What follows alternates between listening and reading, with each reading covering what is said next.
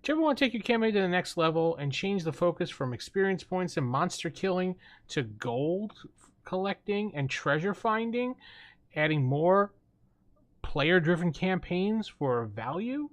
Well, stay tuned next. I'll show you how to use gold and for XP in your campaign.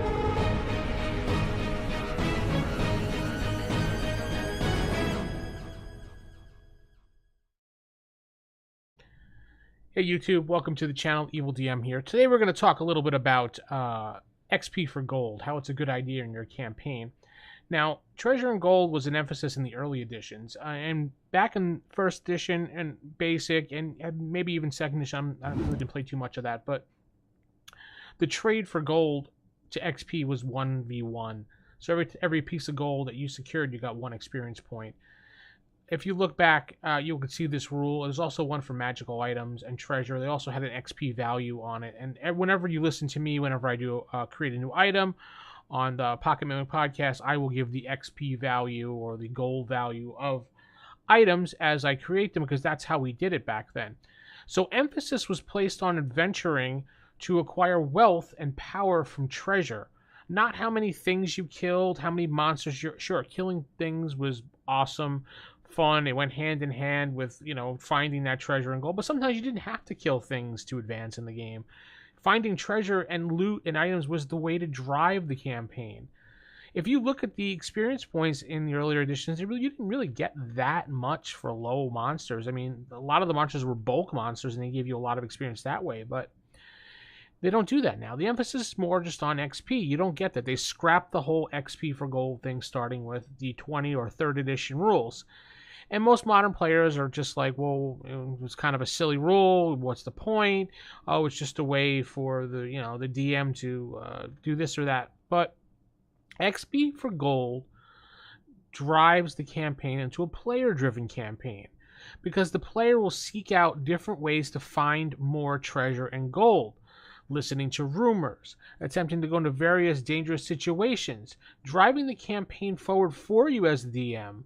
They will think outside the box, plan on their own without relying on just monsters to kill and help advance the game. Good example back in the day was when a character would stumble upon an ancient treasure map with some weird type of location on it. Maybe it had some weird writing, and they would go out of their way to get this translated by either a sage or someone. Back in that time, we had something called comprehend languages as a spell. And usually you would comprehend languages on weird symbols or weird lettering, and you'd be able to figure out that this treasure map led to a pile of gold hidden away long ago, and by a person who's been long dead. The map even says, when you translate it, whoever finds this map, and you can insert the NPC's name here, has long since passed away. And my treasures I have spent a lifetime accumulating could be yours if you find this. So now the players drive their characters across your world to this place where the treasure could be stored. To find the place is overrun by monsters. Maybe an ogre moved in there with a tribe of goblins, claiming the treasure is theirs. And in this cave, they built a whole living system around this gold storage area. Boom. There is your dungeon. There is your big boss. There is a reason for the players to figure out what they need to do to get this gold. Here's a full session, maybe 2, maybe 3, depending on how much you play and how much time you play. But this right there shows you how you can set it up for it. Now, back in first edition, it was a lethal game. There was no fairness in encounters, no words of wisdom in the book to make it balanced and fair for a level party.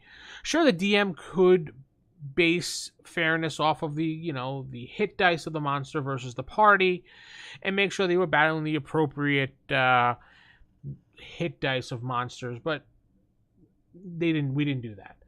We like the whole fear factor of the game, as I like to call it, and to make sure that they took precaution when they rounded a corner inside of a dungeon. Now, the fear factor, in case you're wondering, is putting the element of fear in your game that anything can happen anywhere at the game at any time, thus resulting in the players thinking twice about having their characters blindly run into situations. You never know what's lurking around that corner. You are an adventurer, not a superhero. Moving XP rewards from monsters to gold really puts an emphasis on gold instead of monsters, and that makes the players think about the encounters they're facing. maybe instead of just killing everything, maybe they'll figure out a different way to get around the encounter. Thus, they will be thinking, how much gold will I get from this?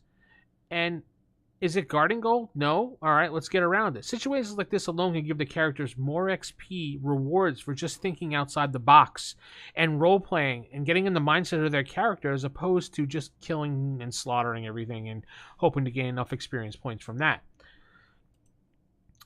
So, spending the gold that they acquire is the last thing that helps drive a campaign.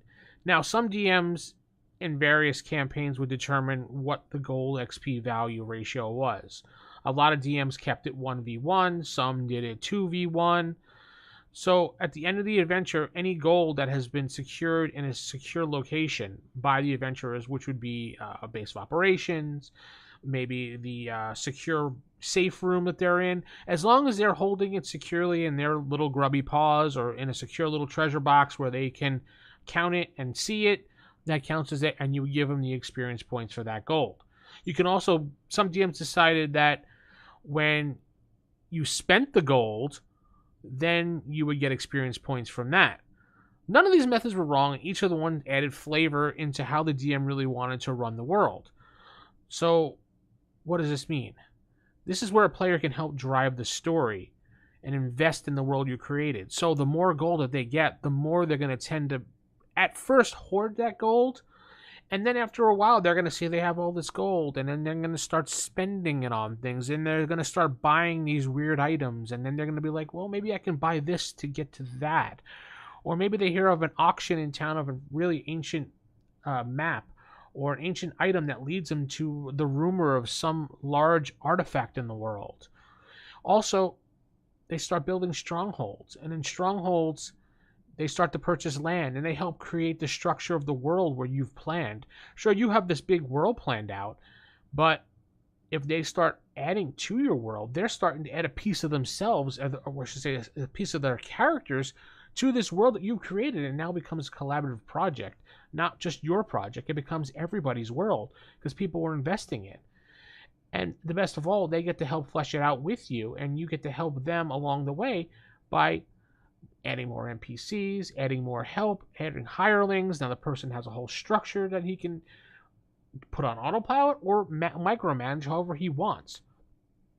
This is the reason why we had gold, other than the fact that because it was fun to collect gold and you needed it for training, but because in 1E there was a whole training rule. Most of us did not use it because we found it kind of silly, but some people did. They liked it, but I wasn't one of the DMs that liked that. But I always drove campaigns with a lot of gold, and a lot of the end result was always a treasure item or a gold item.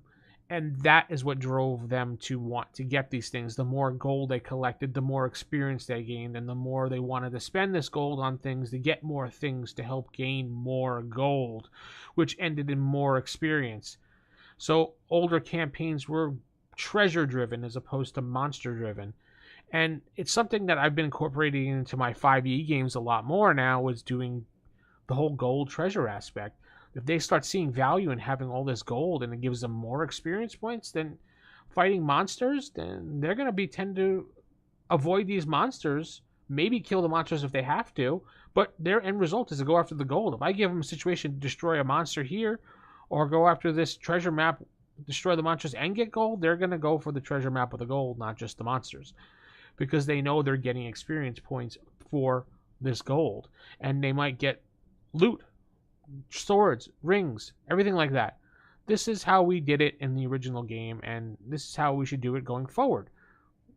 You may not want to do this, you may think it's a silly idea, but it's an excellent idea to just try out at least once or twice and see how your players react to it. Maybe they'll like the fact that you're giving out a lot of gold and treasure, and they can actually influence the world as they're playing in it, because every player loves to invest in their character and invest in the game that they're playing.